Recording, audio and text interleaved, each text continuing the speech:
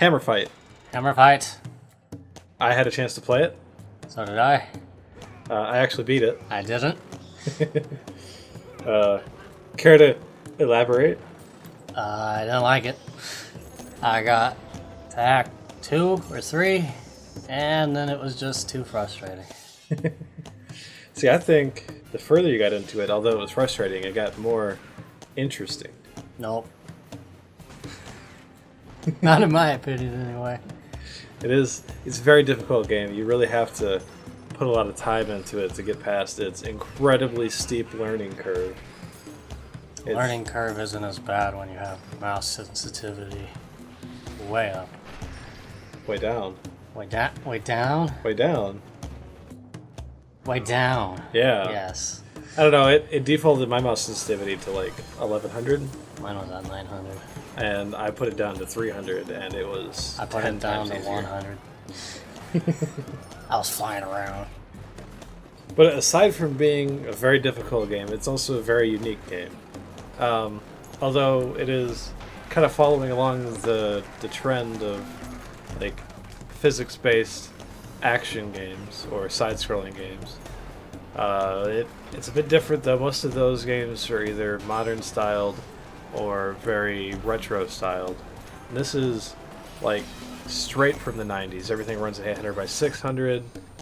It's kind of terrible, like pre-rendered sprites. If a screenshot of it was shown next to like Diablo and Fallout, that sort of thing, you'd be hard pressed to prove that it was a newer game. But once it's in motion, you can definitely tell. There's nothing at the time that used any sort of physics like this. Shinier. Shinier? Shinier. It's got shiny. It's got explosions. Well, I guess Diablo had explosions. Yeah, it's got explosions. The explosions are one of the prettiest parts of the game. The prettiest part of the game. And it does have like destructible environments and that sort of thing. So sometimes it feels pretty dated. It has its unique bits. Yeah. It's also quite buggy. Very buggy. I mean, I didn't have as many problems as you did, but I had so many problems. Every time I started the game, I had to restart the game because it wouldn't recognize my mouse. I had to do that once. There were a couple of times I would start a mission and there would be like a ship I'm supposed to protect that comes on screen and it's a little cutscene, and the ship would crash before the cutscene ended. And it wouldn't register that I had failed because of that, so I would just watch an endless looping cutscene. That sounds terrible. It was pretty terrible. Never I had think that. I've wasted nearly an hour with that. I skipped that level. But for all its bugs and the difficulty of the game, there really isn't an experience like it. Yeah, I can agree with that. It's got a unique soundtrack. It seems very fitting, although there are some background sounds like crowds cheering that are out of place at times. I never got far enough for it to be out of place. And it's got a storyline. It's akin to Gladiator. You try to defend your homeland and fail and become a slave and fight your way out.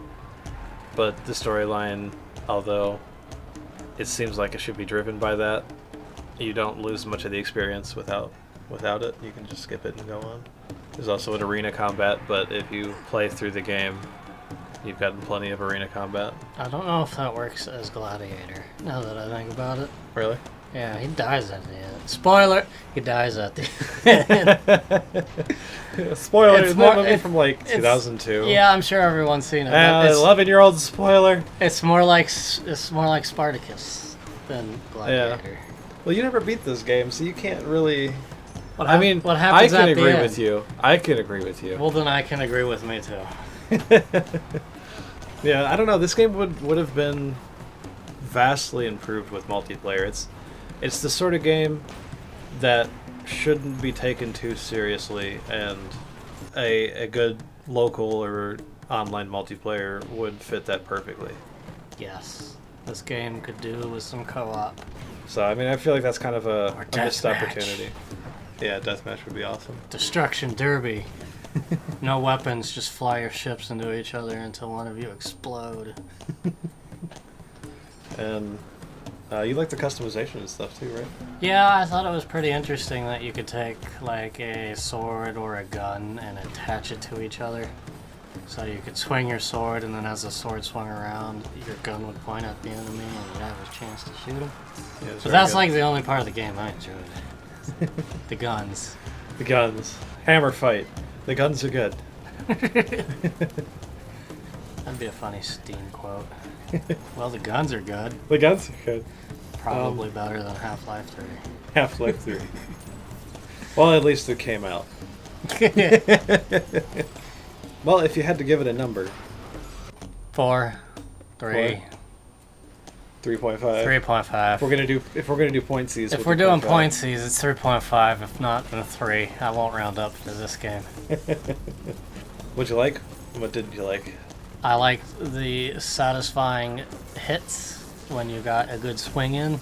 There would be explosions or sparks or green blood if you're fighting the weird squid crabs. I didn't like everything else. Another thing I didn't like about the game, no furries.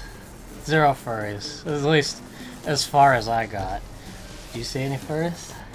No, there's nothing furry about this game. There's bug creatures and Those aren't crab furries. monsters and Those aren't furries. yeah, not furry at all. Actually, I could see someone in the fandom picking one of those.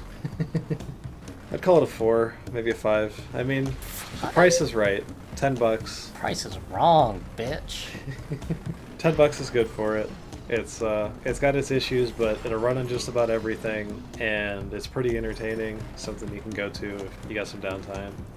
Definitely unique, and if you're looking for a throwback to the 90s style, but you don't feel like booting up a 90s game, I guess it's your only go-to.